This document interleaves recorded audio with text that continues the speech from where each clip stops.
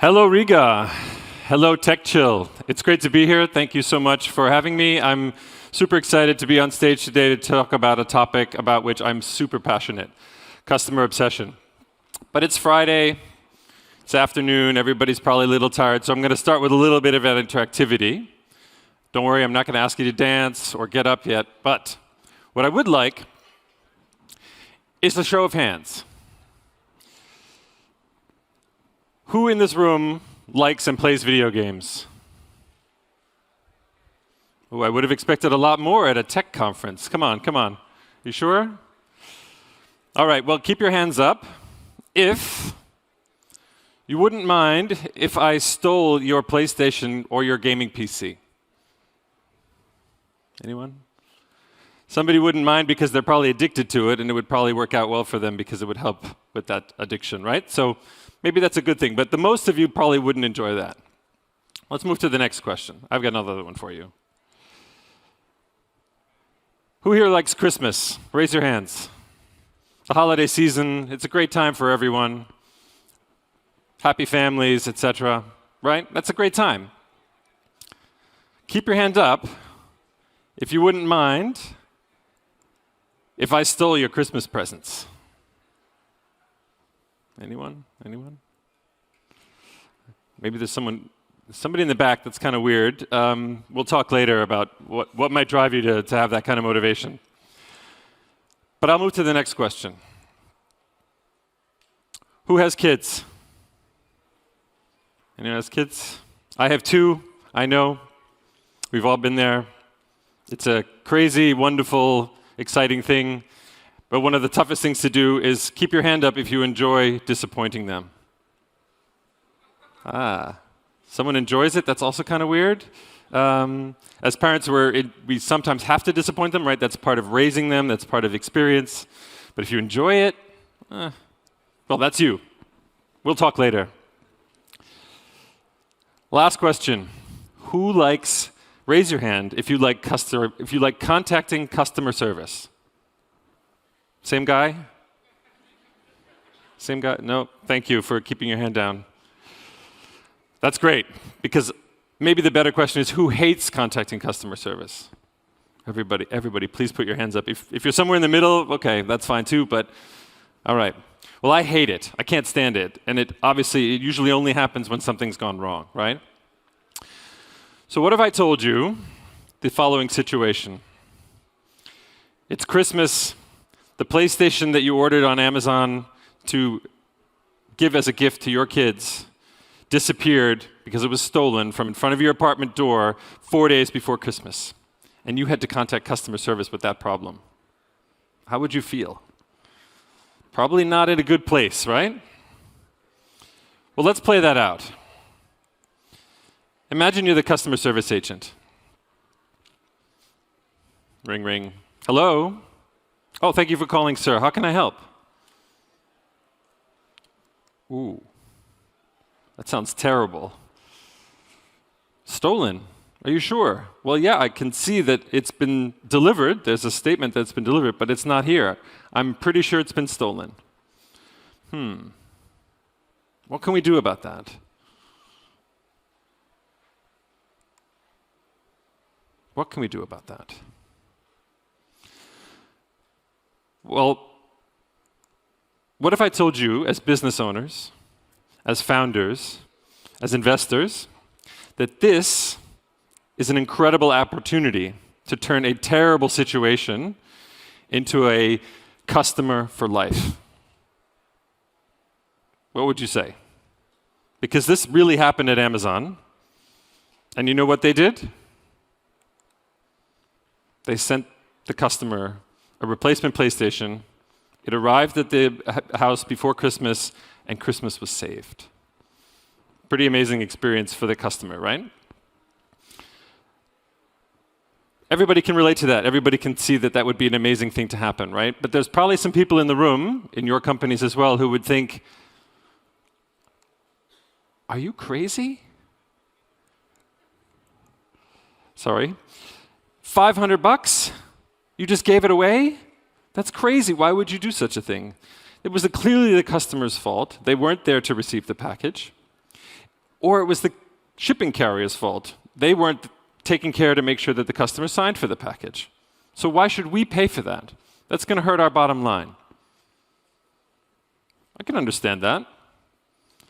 But because Amazon is a customer-obsessed company, it took a different path.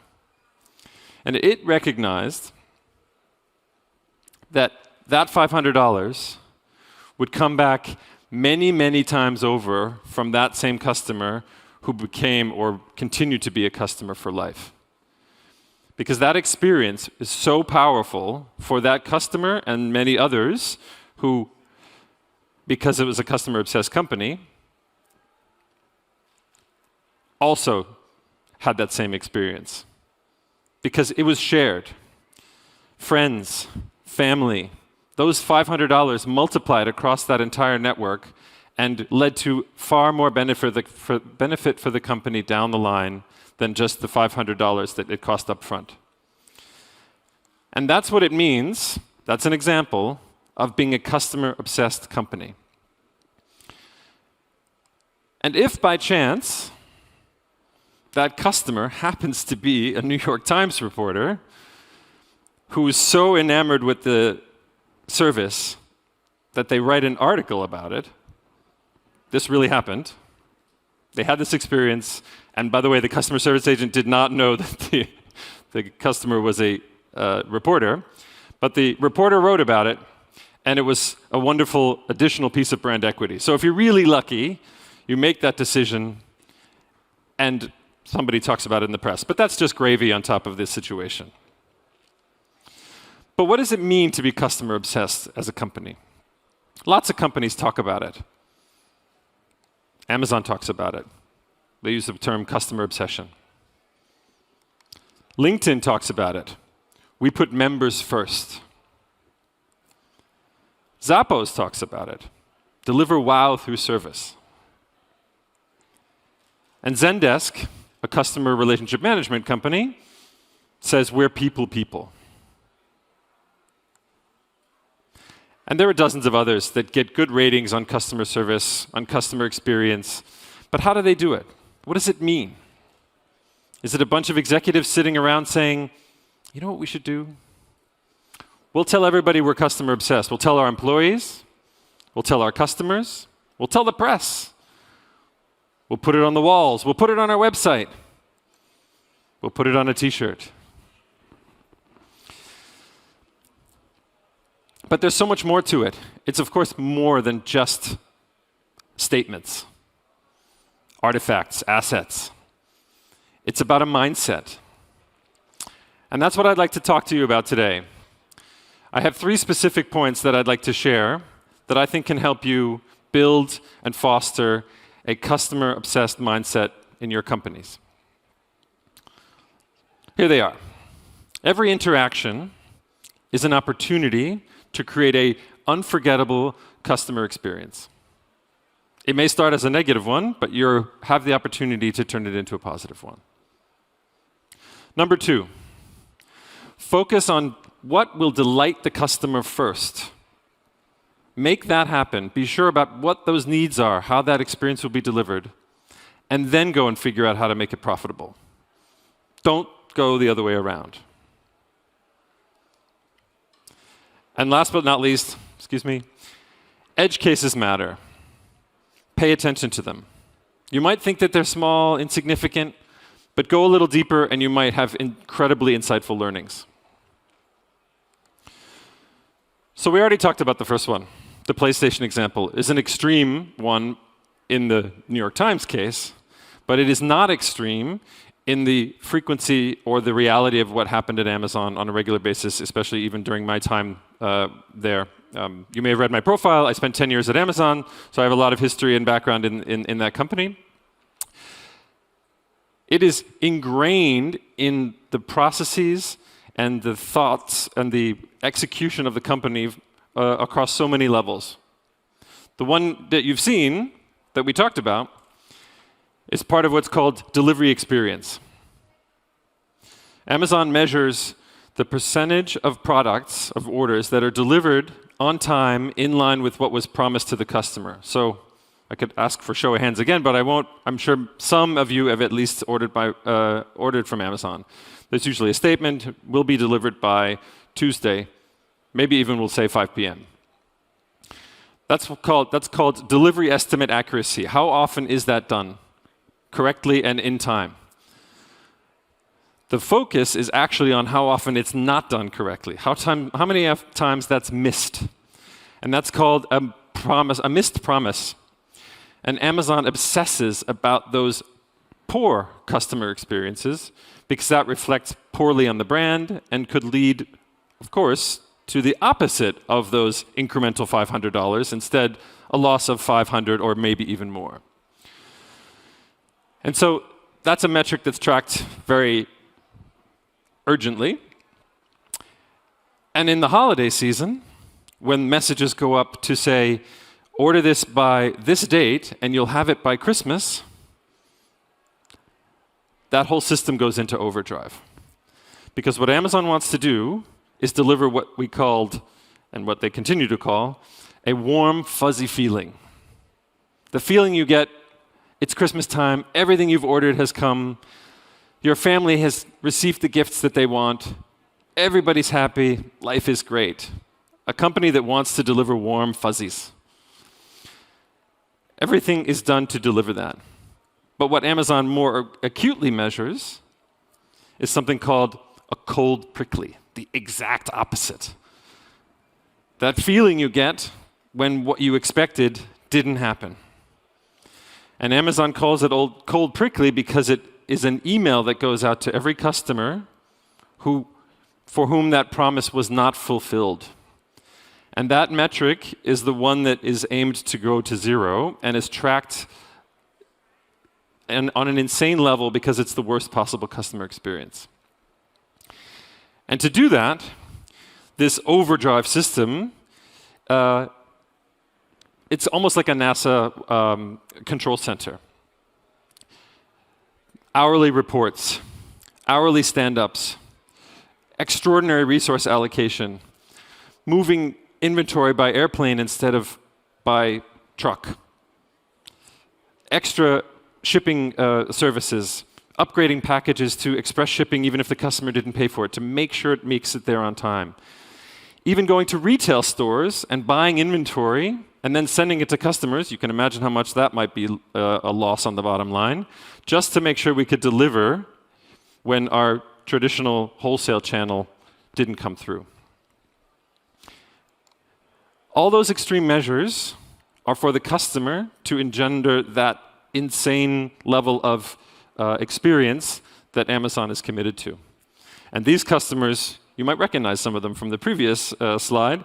That family multiplies itself across friends, networks, and the more happy customers, the more benefit. But there are other elements. Let's start with customer delight. I think the best example of this is a company called Zappos. Tony founded this company as a customer service company first, and they happened to deliver shoes. And he did that by investing in his people to build an environment where his teams, his employees, were so happy to work and so enamored with the culture that they would deliver the most extraordinary experience for their customers. These are real pictures from one of their customer service centers.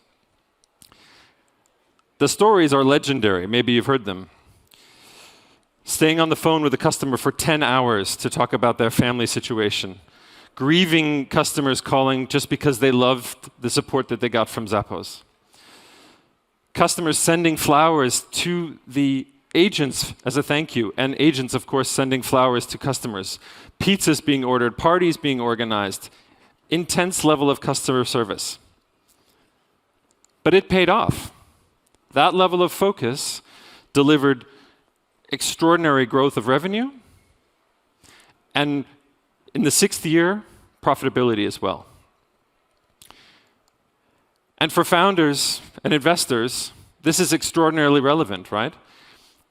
Start with the customer delight. What is the core of your message? And when you go into that pitch room to the investor community, start and anchor around the customer benefit. because it's going to win against a profitability-driven pitch every single time. Number 3, edge cases, they matter. Pay attention to them. So I'm from the USA. It's a big country, big market. But little countries matter too. Latvia? Sure. But what about Luxembourg? 1/3 the size of the population of Latvia, but highly engaged customers. And when I was at Amazon, there was a case where a highly engaged Luxembourg-based customer contacted customer service with a problem. They said, hey, I'm paying for Prime, but I go to the website and the Prime offer is gone. I have to pay for shipping? That's not good. I want my money back. So the agent, of course, immediately refunded the shipping because they could tell that there was something wrong. But they couldn't fix it. They didn't know what the problem was. Now, because Amazon's a customer-obsessed company, they passed it on to the development teams. The engineers tried to figure it out. They couldn't figure it out at first. They couldn't replicate it. That's always the biggest problem. But because of this obsession, they didn't stop there. They worked with a bunch of employees who happened to live in Luxembourg and asked them to check on their accounts if the same problem was occurring. And sure enough, they identified a couple cases that had the same configuration, and it uncovered a problem in one of the settings deep in the system that affected not only customers in Luxembourg, but was also affecting customers in the neighboring market of Germany, which was exponentially much larger. And so by focusing on the edge case, by not letting go and relentlessly pursuing it, they tapped into an additional resource, which is, by the way, also a message I would love to leave with you. Employees are often your most engaged customers as well. Tap into them. So don't forget edge cases. Those are our 3 points. I think they're extremely valuable. But I'd like to leave you with one more from my current role at Printify, just to let you know that I eat my own dog food. And so I'll paint the following scenario. We're a print-on-demand services company. We make it possible for entrepreneurs and business owners to build their own business in the print-on-demand space and become financially independent. We have many, many merchants who use our platform. And one night, it's Friday, everybody's about to finish work. Our Instagram channel lights up with a request, can somebody contact me? One of our merchants. And our head of brand happens to be the one monitoring the Instagram channel at that time. And he says, this guy sounds familiar. I think I've seen him in a movie. Sure enough, he also has 1 million followers. So to be fair, there's a high-profile case here. But he asked to be contacted. Now, the simple response would have been, reach out to customer service. They can help you. But because our head of brand wanted to tap into this source of opportunity, remember, every interaction with a customer is an opportunity, he got on the phone with Adam. And expecting to hear, there's a problem with an order, can you guys help me fix this, it's a disaster. The opposite was true. Adam was so enamored with a new product we had just launched, a new feature. We were a startup, we launched an MVP, it didn't have all the bells and whistles, there were a lot of things that weren't working right, but we wanted that feedback. So we engaged with that customer. Adam had just launched his store. He had a bunch of things he wanted to share and get some support on. So our head of brand got the tech and product teams onto Slack. He's on the phone, they're working on Slack, they're going through the feedback, and what followed was an enormous sea of insights and learnings that the team could implement. Adam wanted more support on managing the tax complications on his store. Adam wanted a faster payment window to make sure he could keep his business afloat. Adam wanted more clarity in how his earnings and his costs broke down in his overall financial model. We built all of those services. We added them to this pop-up store product that is now being rolled out. We had extraordinary benefit from that interaction, and Adam is generating thousands of dollars of revenue on his website. Oh, and by the way, it's a nice bonus that we got some support. We got an endorsement from a movie star. Maybe you've heard of the Step Up movies. I'll admit I've heard of them, but I haven't seen them. But there's a community out there that with whom that resonates, and that's critical too. So with that, I'll leave you with the summary. Every interaction is an opportunity. Use it. Develop customers for life. Start with delighting the customer. Figure out the profitability later. And edge cases matter. Look into them. Follow up. They could be extraordinarily insightful. Thank you for your time today. It was a pleasure to be here, Paul Dees, and enjoy the rest of the show.